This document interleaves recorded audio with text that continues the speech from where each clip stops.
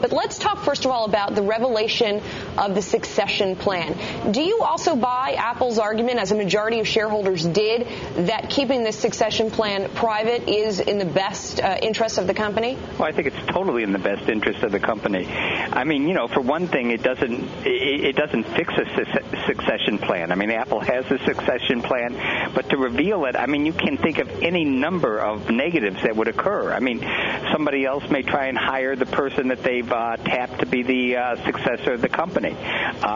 Someone may, if it's not someone who's currently working for Apple, they may find out what that person is thinking in terms of the computer market. It makes absolutely no sense to reveal the succession plan. And yes, I know Steve Jobs' health is a major concern, but look at Berkshire Hathaway. I mean, Warren Buffett is 80 years old. He eats hamburgers, steak, and all these other things which are not particularly good for you. He says he has a succession plan, but obviously it's a plan that's fixed today, but, from what we've seen, is probably changing over time. I mean, you want to give Apple the same kind of flexibility. It's not an easy thing to succeed Steve Jobs. I mean, Tim Cook's a wonderful operator, but he may decide to go with someone, from the creative side, from the design side. I think it makes so much sense to not make this company reveal their succession plan. They'd have to reveal every day what we've decided to change.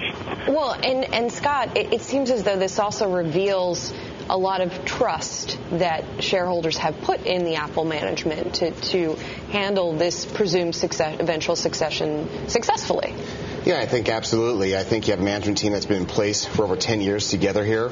Revealing any sort of plan and, directing names and having every company do this across Wall Street would create a paranoia among companies, among who's the next executive to go. So I completely agree that just knowing that there's a plan in place, that the company reviews that plan, is more than enough than revealing the details of that plan. And Scott, also, when you think about the company and its future, potentially without Steve, how far out do you think things are planned now? How far out, has Steve planned for the company? Yeah, I think when you look from the creative side, you have product design cycles within Apple that can run 3 years, talking to some people I know at the company there. And that clearly can mean they have a fourth and fifth act after the iPod, iPhone, and iPad. From an operational standpoint, I think Tim Cook is clearly a great operator there. I think the operations and the other management team members have been very involved there, where Steve has been very involved on the creative side and has done a wonderful job there over the last 14 years.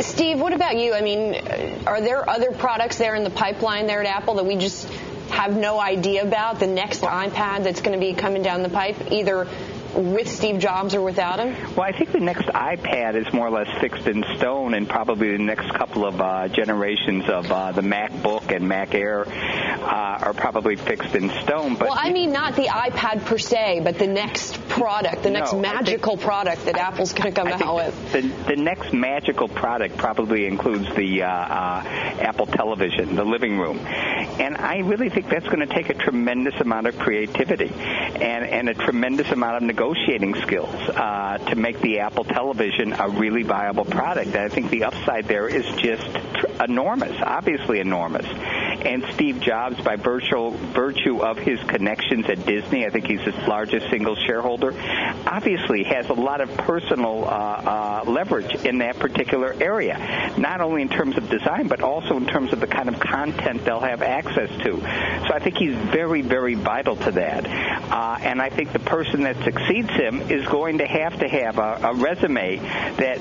includes some sort of leverage in the content area and also some knowledge of design. It's not an easy thing in fact, it's impossible to fill Steve Jobs' shoes. The question is, can we find someone that can nearly do it?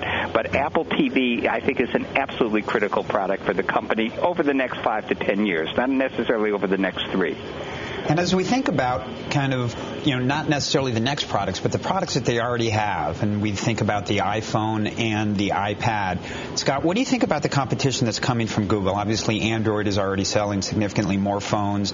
The Zoom, Motorola's competitor to the iPad, is coming out running on the Android platform. How do you think Apple's going to compete against that? Right. Well, at CES, there was over 80 tablets announced at that show, so not all these tablets are going to be successful. I did play the Zoom, but clearly that wasn't on the Android Honeycomb. That wasn't ready, so they had video demos there. I think what Apple is doing is very smart. There's a March 2nd conference, they're holding a press event. And that's why they expected they're going to announce the iPad 2, which would be the annual cycle of an early April launch for that product. So they're going to slam the iPad 2 down on the first generation products of everyone else except for the Galaxy Tab.